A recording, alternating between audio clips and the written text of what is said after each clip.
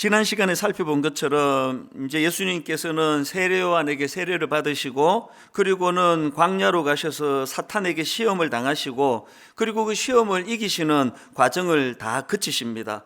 이런 과정을 거치시고 드디어 오늘 본문에서부터 예수님의 공생의 사역이 시작이 되는데요.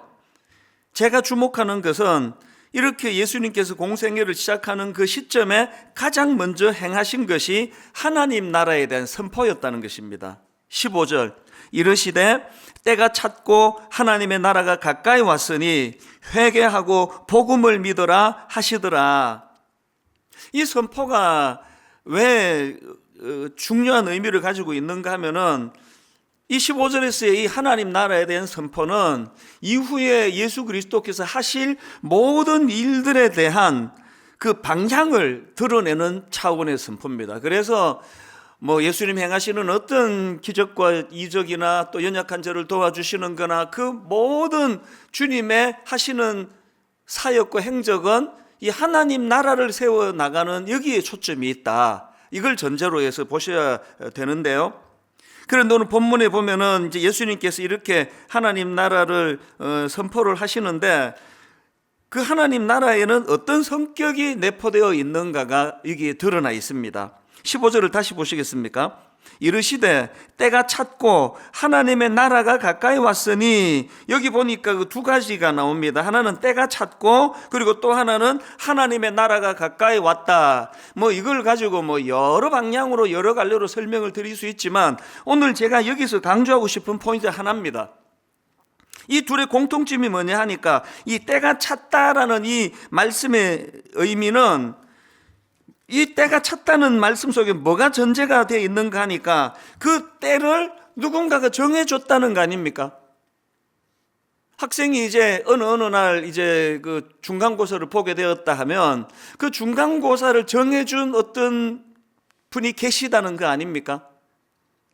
이 때가 찼다라는 이 말씀 속에서 오늘 제가 강조하고 싶은 거는 이 말씀 속에는 주권적으로 일하시는 하나님께서 주권적으로 정해놓으신 시기와 또 그 기간을 통제하고 계시는 분이 계시다는 것, 그 하나님의 주권이 여기서 지금 강조가 된다는, 전제가 된다는 걸 강조하고 싶은 겁니다. 갈라디아 4장 4절에서도 때가 차매 하나님이 그 아들을 보내사 여자에게 나게 하시고, 이 하나님의 나라는 질서의 나라예요.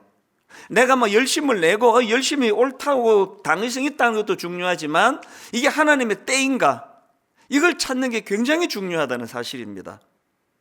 그런가 하면 그 다음 나오는 하나님의 나라가 가까이 왔다, 이 표현도 마찬가지입니다. 아람어로 하나님 나라는 왕적인 통치 혹은 주권, 이런 뜻을 담고 있는 단어거든요, 표현이거든요.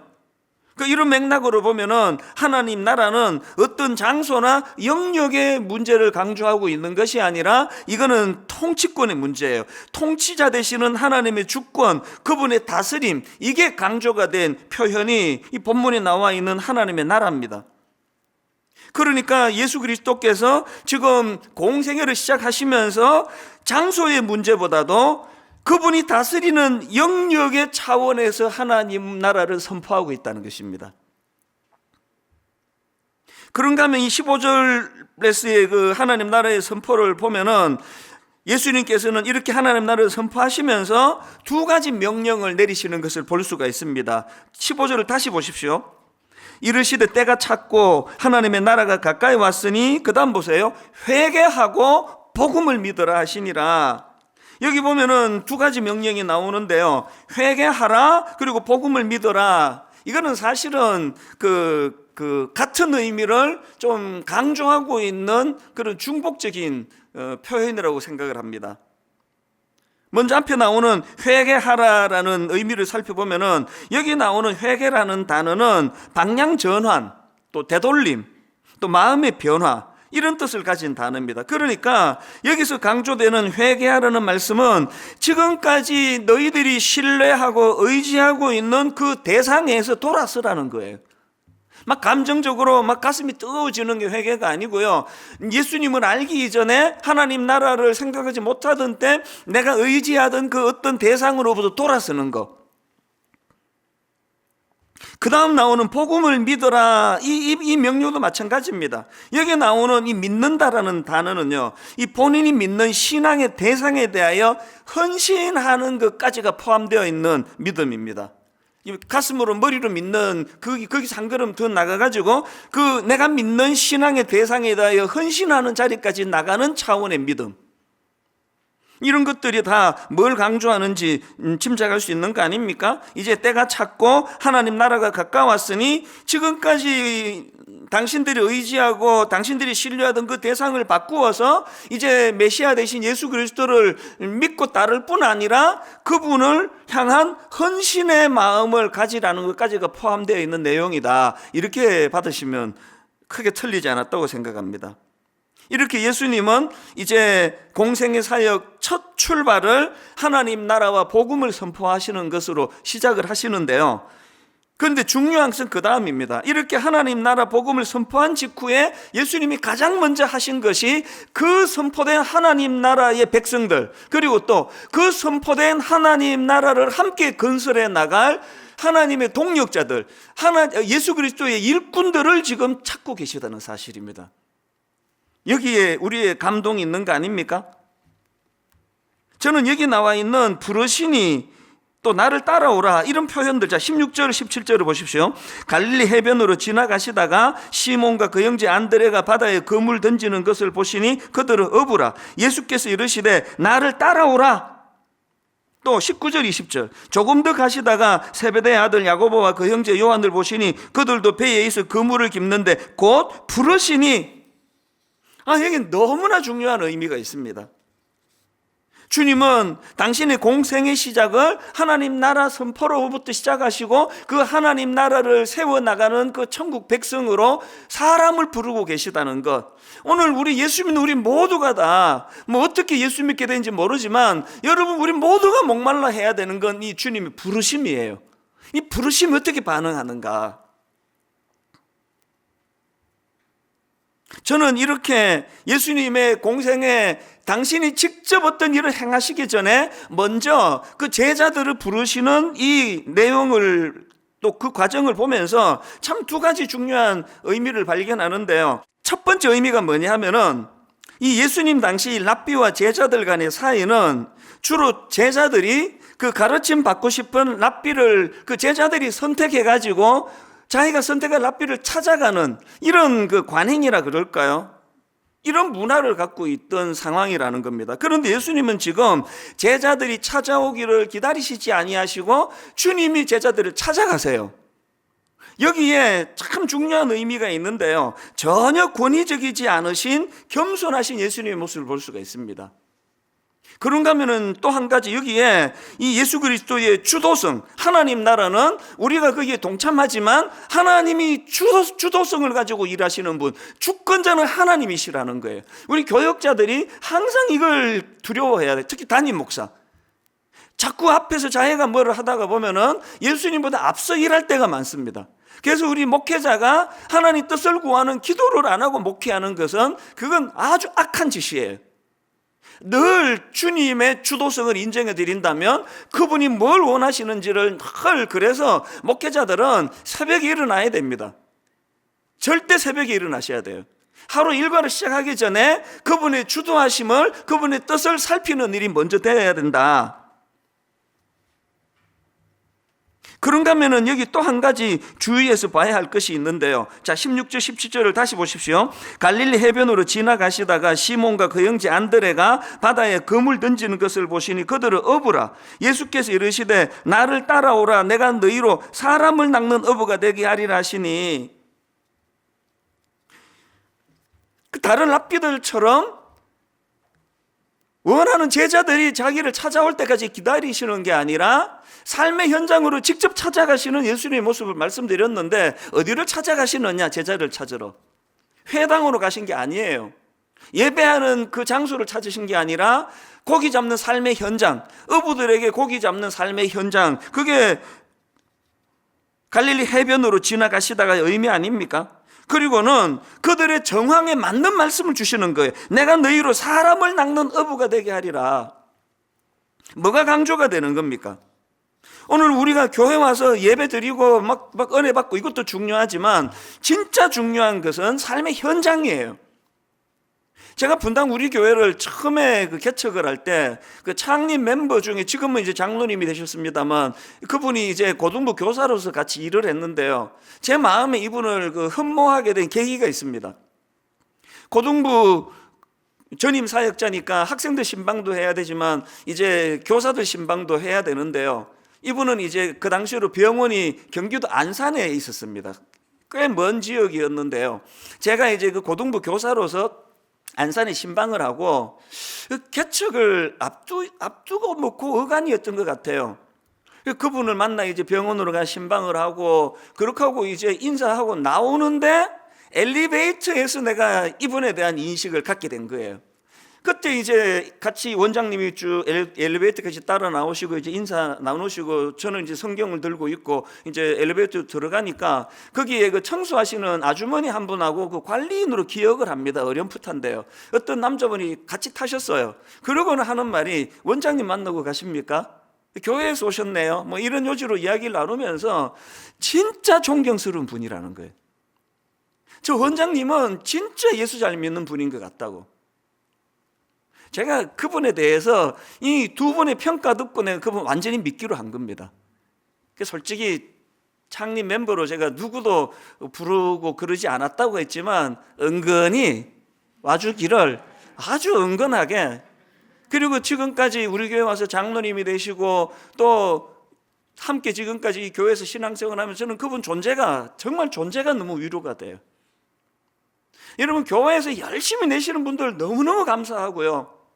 저는 그분들이 삶의 현장에서 엘리베이터에서 만나는 청소하시는 분, 또 관리인 하시는 분, 이런 분들이 다 저분 예수 믿기 때문에 저분 진짜 좋은 크리스찬이라고, 이런 삶의 현장에서 평가받는 이것이 너무나 중요하다는 걸 꼭 기억하시면 좋겠습니다.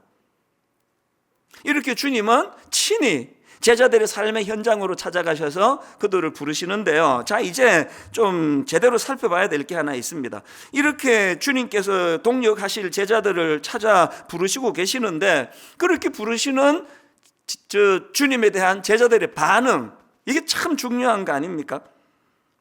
자, 17절과 17절을 포인트를 달리해서 다시 읽어드립니다.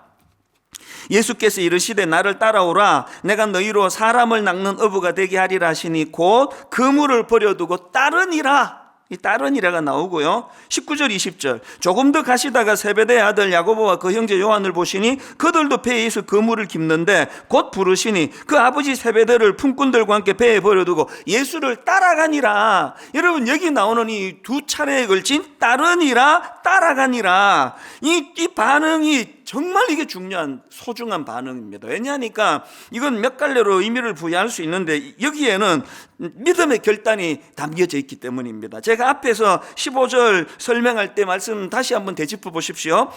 예수님이 15절에서 이르시되 때가 찼고 하나님의 나라가 가까이 왔으니 회개하고 복음을 믿으라 하시더라. 하나님 나라가 선포될 테니까 니들이 두 가지를 해야 되는데 여기서 말하는 회개는 어떤 의미라 그랬습니까? 삶의 방향의 전환 차원의 회개라 그랬잖아요. 지금 신뢰하고 의지하는 대상으로부터 돌아서는 차원에서의 회개라고 말씀을 드렸잖아요. 그 다음에 복음을 믿으라 할 때도 이 말씀도 이제 예수 그리스도를 메시아로, 이제 예수 그리스도를 하나님의 아들로 수용하고 그분에 대한 믿음을 가질 뿐만 아니라 그분에게 헌신하라라는 내용도 포함되어 있다고 말씀드렸잖아요.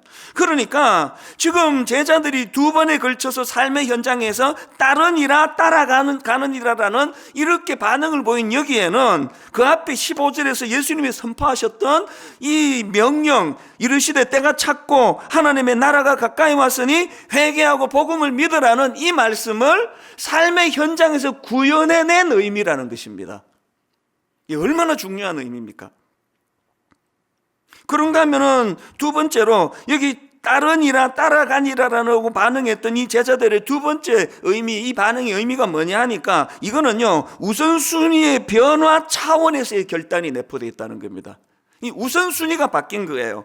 18절 20절에 보면은 따르니라, 따라가니라 앞에 똑같은 전제가 거기 붙어 있습니다. 18절을 보십시오. 곧 그물을 버려두고 따르니라. 20절, 곧 부르시니 그 아버지 세베대를 품꾼들과 함께 배에 버려두고 예수를 따라가니라. 이 두 번에 걸쳐 나오는 버려두고의 의미가 뭘 내포한다고 생각하십니까?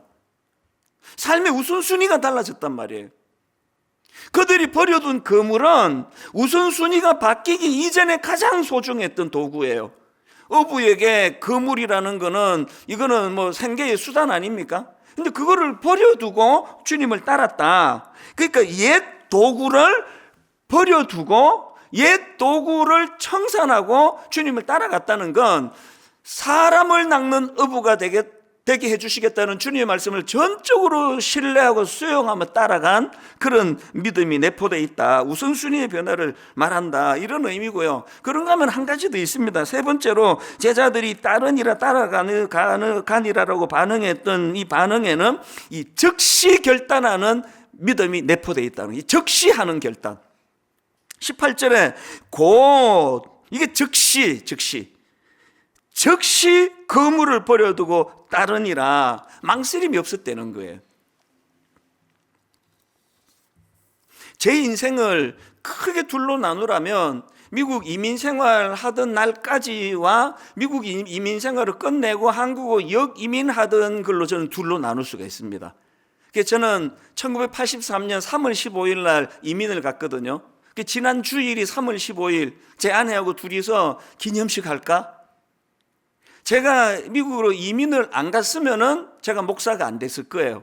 하나님이 그 광야로 고난의 학교로 7년을 입학시켜 주셨기 때문에 목회자가 됐고요. 그런가 하면은 90년에 제가 다시 역이민, 이민 보따리 2개 딸랑 들고 한국으로 역이민을 오던 그게 내 인생의 새로운 분기점이라고 저는 생각하고 굉장한 의미를 두고 있습니다. 왜냐하니까 그때 뭐 여러 번 설교 들었지만 전부 그 송림 본당에서 들으셔가지고 지금 여기서 하는 건 다 처음 듣는 것처럼 느낄 거라고 믿고 말씀을 드릴게요. 29살 때 이제 대학 졸업하고 곧 이제 스몰 비즈니스를 여기에, 왜냐하면 저는 이제 미친 듯이 돈을 벌어가지고 40살 때 한국으로 와서 고아원 차리고 양로원 차려야 되니까. 그래서 이제 밑바닥부터 시작해가지고 다 경험을 하고 매니저 역할도 다 하고 나서 우리 형님 집 담보로 해서 돈을 은행 빚을 내고, 참 우리 누나 세 분이 눈물의 누나들이에요. 미국에도 개가 있습니다. 이 누나들이 개 1번, 2번, 3번을 타가지고 저한테 주신 거예요. 내 평생 그 사랑의 빚이에요.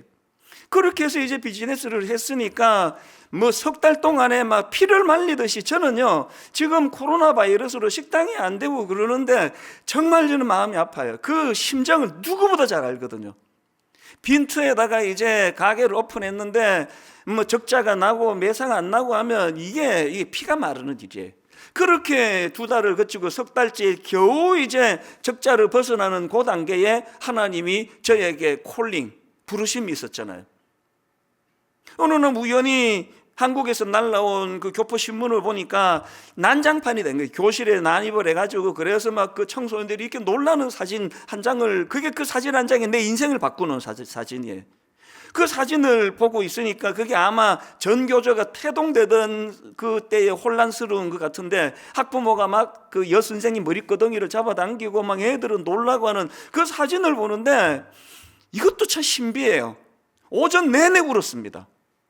아니 이게 지금 적자로부터 해서 이제 흑자로 전환되는 중요한 날, 이게 장사할 생각을 해야지 그 왜 한국에서 온 사진 한 장 보고 이렇게 눈물이 왜 나느냐고요. 오전 내내 울었습니다.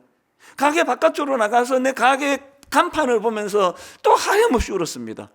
왜냐하니까 그날 하나님이 제게 주신 메시지는 딱 한마디예요. 너 여기서 뭐하니? 딱 그 한마디예요. 난 지금 여기서 돈 많이 벌어서 40살에 그 고아원도 차리고 양로원도 차려야 되는데, 주님은 너 여기서 뭐하니? 한국의 저 청소년들이 불쌍하지 않느냐고. 그래서 제가 부랴부랴 가게 다 정리하고, 그 우리 형이나 누나들이 보기에 얼마나 황당했겠습니까? 저렇게 그냥 가게 그러더니 비즈니스 그러더니 석 달 만에 저거 또 때리치우는구나. 그렇게 정리를 하고 얼마나 뜨거웠는지요. 바로 그날 창세기부터 요한계시록까지 일독을 결심하고, 왜? 너 여기서 만이라는 이 말씀이 이게 하나님의 말씀인지 인간의 생각인지 점검해야 되니까. 기도하면서 제가 성경을 읽다가 소선지서 쭉 가는 데서부터 결정이 났습니다. 이게 하나님 뜻이다. 그래 다 정리하고 한국의 총신대학 신학대학원에다가 편지를 써서 제가 이런 사람인데 어떻게 하면 입학할 수 있겠느냐. 그래서 다행히 무시험으로 들어갔습니다. 미국에서 대학 졸업장하고 성적 증명서 내보내라 그래서 제가 무시험으로 가니까요, 그렇게 그 신문을 보고 사진을 보고 하나님의 소명으로 받고 두석 달 안에 한국으로 그냥 정신없이 간 겁니다. 이게 다 정리하고. 얼마나 정신없이 갔으면은 제가 김포공항에 도착을 해가지고 그날 밤에 어디서 잘 계획도 안 하고 간 거 아닙니까? 그래 내가 공항에 마중 나온 그 신혼부부 내 친구에게 내가 한 열흘 정도 내가 만행을 저지른 거 아닙니까? 물론 뭐 너무나 어릴 때 그 불알 친구고 또 그 부인도 내 친구 동생이고 그래서 이제 서로가 잘 아는 사이지만 지금 생각하면 그래도 그러면 안 되는 짓을 한 겁니다. 왜? 저는 지금 이 적시의 의미를 생각하다가 그때가 불쑥 떠오른 겁니다. 너무나 마음이 뜨거우니까요. 너무나 이제 내가 한국으로 가서 하나님이 보여주셨던 청소년들을 섬기는 이 사역을 내가 해야 되기 때문에 앞뒤 재보지 않고 곧 즉시 뭐 어디서 잘지 이런 계획도 없고 무조건 나간 거예요. 요 며칠 전에 제가 이거를 묵상하다가 너무 하나님께 뜨겁게 감사했습니다. 아무것도 준비 안 하고 이민 보따리 2개 들고 곧 즉시 이거 갖고 한국으로 갔는데, 그렇게 한국으로 돌아온 지가 올해가 딱 30년인데 제가 여러분 노숙인처럼 지붕 없는 데서 잠자본 적이 한 번도 없고요. 고신교단에서 자란 제가 합동교단인 총신으로 들어가서 그 낯선 교단에 신학교 다니는 내내 너무너무 외롭고 아는 사람 없어 참 소외받는 마음으로 지냈지만, 그 과정을 통해서 옥하는 목사님을 만나고 분당 우리 교회를 통해 수많은 성도님들을 만나고 한치의 오차 없이 일하시는 하나님의 은혜를 이번에 너무 감격으로 다시 점검해 보았다는 거예요. 여러분, 제가 막 계산하고요, 계획하고 어디 가서 자지? 이 수입은 이제 어디서 나오지? 이 계산했으면 못 갔습니다. 한국 절대로 못 따라왔습니다. 우리가 계산 안 하면 하나님이 하세요. 내가 막 그렇게 재고 계산하고 그랬더라면 일만성도 파송 운동도 마찬가지 아닙니까? 이것도 제 기질과 좀 영향이 있는 것 같아요.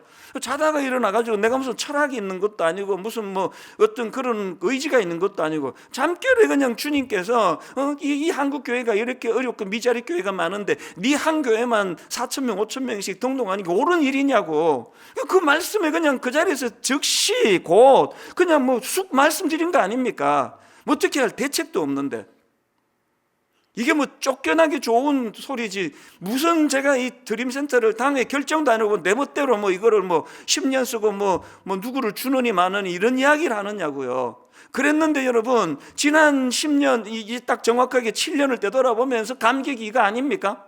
내가 의리부리하니까, 내가 아무 대책 없이 주님께 그냥 곧 즉시로 약속을 하니까 상상을 초월하는 하나님의 지혜와 방법으로 일을 이루어 가시는 거 아닙니까?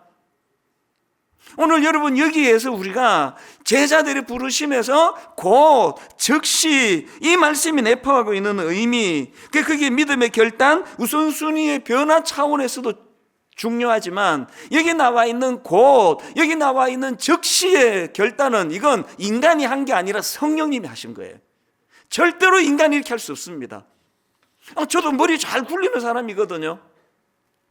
한국에 나갈 대책 집 얻어놓고 그래야만 되는 거 저도 아는데, 인간의 생각을 뛰어넘는 전적인 성령님이 하시는 일이에요. 그렇기 때문에 이걸 뭐 자랑할 것도 없고 안 된다고 힘들어할 것도 없고, 우리에게 필요한 거는 그분을 향한 신뢰를 가진 자만이 할 수 있는 게 결단이거든요.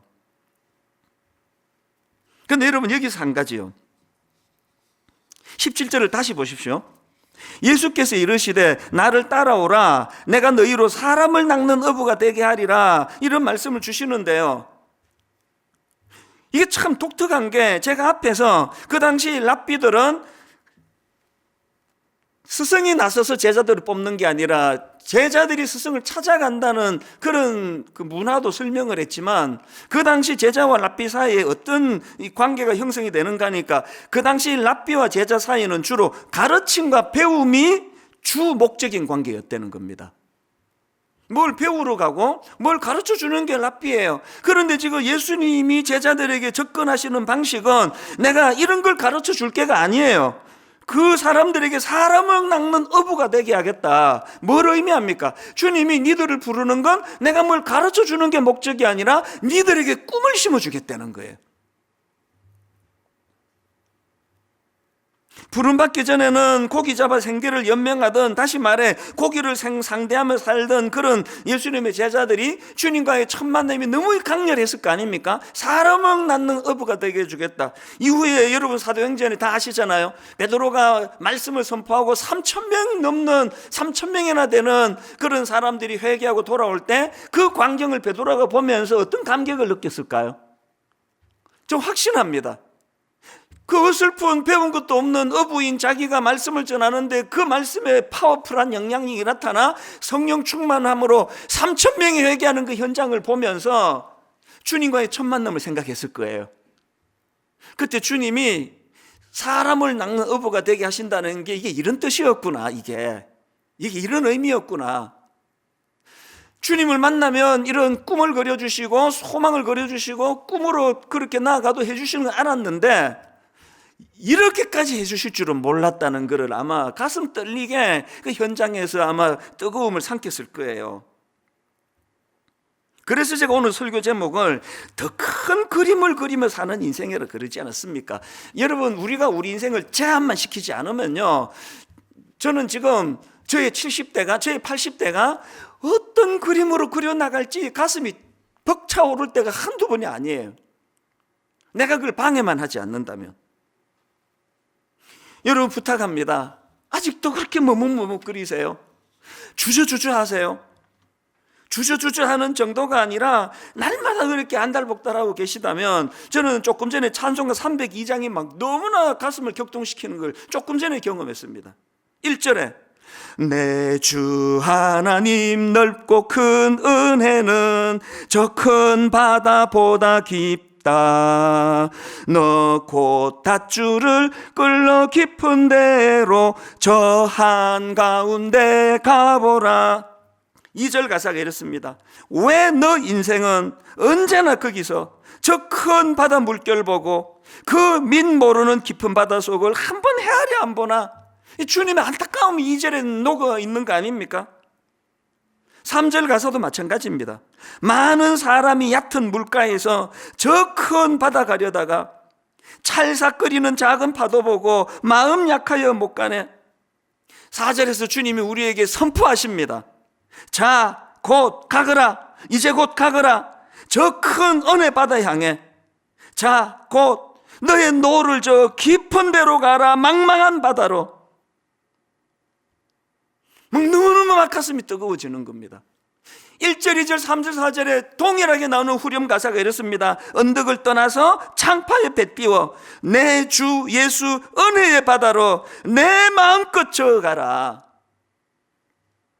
맨날 그 큰 그림을 그려주시는 주님을 이해를 못해가지고 그냥 아무것도 아닌 거 가지고 맨날 거기에 마음 쓰고, 우리 지금 21일 기도회에 그 느헤미야를 한번 보세요.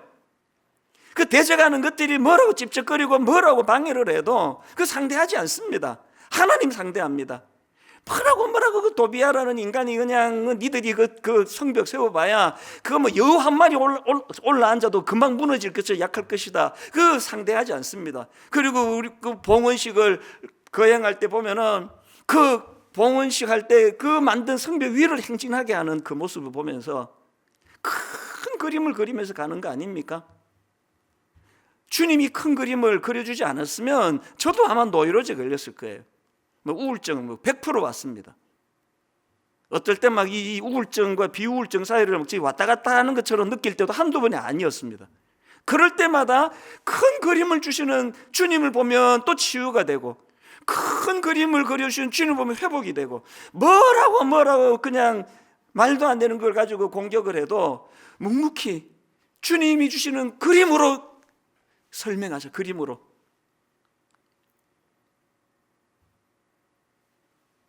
우리의 연약함은요, 그렇게 결단하고 거물을 버리고 주님을 쫓기로 했는데, 그것도 그 다음날 가가지고 버린 거물 찾아가지고 그거 계속 그 만지작 끓이는 게 이게 우리 아닙니까? 여차하면은 이거 옛날로 돌아가려고. 뭐 베드로 보면 모릅니까? 다시 뭐 옛날로 돌아가고. 그게 우리 모습이에요. 여러분, 결단한다는 게 뭐냐? 내 참 부끄러운 얘기인데요, 그렇게 여기민 한국으로 와놓고도 바로 그 시민권을 제가 반납 안 했습니다. 부끄러운 얘기인데 계속 갖고 있었습니다. 왜? 인생이 어떻게 될지 모르는데. 근데 이게 내 인생의 결정적인 방해가 되는 겁니다. 목회하다가 뭐 조금만 어려우면 미국 가버릴까 그냥. 뭐하러 내가 여기 비행기 타면 미국 가는데, 미국에 가서 목회도 되는데. 계속 그런 충동이 나는 거예요. 그래서 제가 어느 날 이래 갖고는 안 되겠다. 왜? 반드시 미국 되돌아갈 것 같아가지고. 그래서 제가 시민권을 반납하러 광화문에 갔는데 그날을 저는 잊지 못합니다. 저의 이 나약함. 제가 이제 그 미국 대사관에 가가지고 시민권 반납 서류를 제출하니까 그 여자분이에요. 잊혀지지가 않아요. 그 서류를 받으면서 딱 한마디 하더라고요. 너 미국 시민권 반납하면 라이프타임에, 요 말이 잊히지, 라이프타임에 다시는 미국 시민권 못 받는데 그래도 괜찮았냐고. 전체를 다 기억 못하고 라이프타임만 기억하는 저를 불쌍히 여겨주시기를 바랍니다.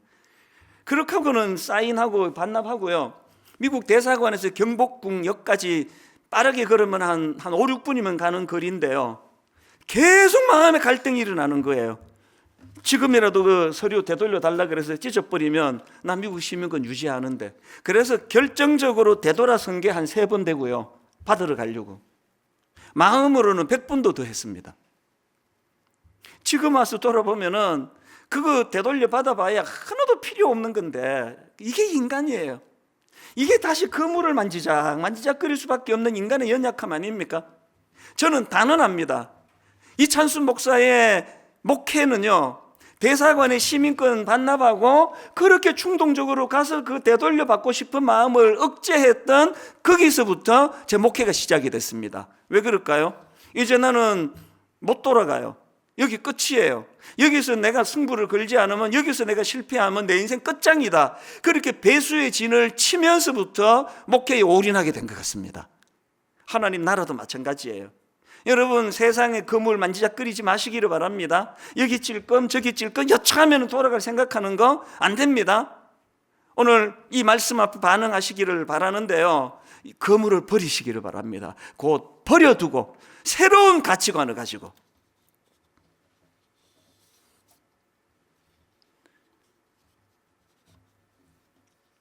지난주에 미자립교회 월세 대납 운동을 버리겠다고 선포했더니요, 지난 한 주 우리 교회 사무실이 마비가 될 정도로 전화가 많이 왔대요. 제가 우리 직원들한테 참 미안했는데요, 그러면서도 한편으로는 너무너무 제 자신에 대해서 많은 걸 생각하게 되었습니다. 분단 우리 교회는 뭐 코로나 바이러스고 뭐고 뭐 아무 걱정이 없기 때문에 오늘도 이렇게 임대료 때문에 걱정, 어떤 분은 전화로요 막 40분씩 그렇게 호소를 하는 분도 계시다는 거예요. 그 직원이 그 들어봐야 아무 소용이 없는데 답답하시니까. 너무나 어려움을 겪고 있는 사역자들이 많다는 그 이야기를 들으면서 진짜 마음이 아팠습니다.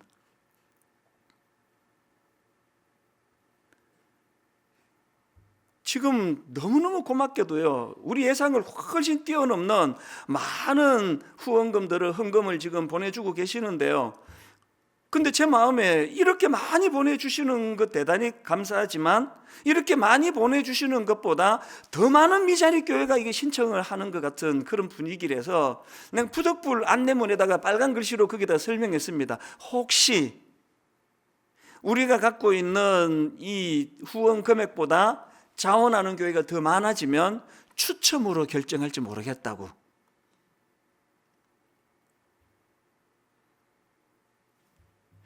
오늘의 결론은 이렇게 맺기를 원합니다. 하나님은 우리에게 큰 그림을 보여주세요. 그저 우리 본능은 내 한 교회, 그저 우리 본능은 내 가족, 내 식구, 내 인생. 근데 주님은 다 버려둬라. 그러면 큰 그림을 그려 보여주겠다.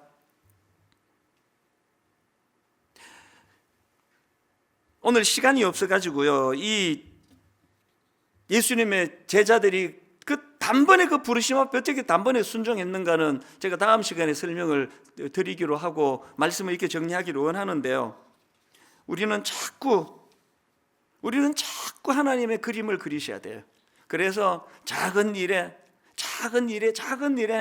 그리고 그냥 옛날 걸핏하면 돌아가려고 그물을 만지작 끓이고 있는 이 나약한 태도를 끊어버리셔야 됩니다. 그리고 내가 하나님께 결단하고 내가 예수 그리스도를 믿고 의지하면 내가 생각이 짧아도 그분의 깊은 생각으로 우리를 인도하게 되시는 줄로 믿습니다.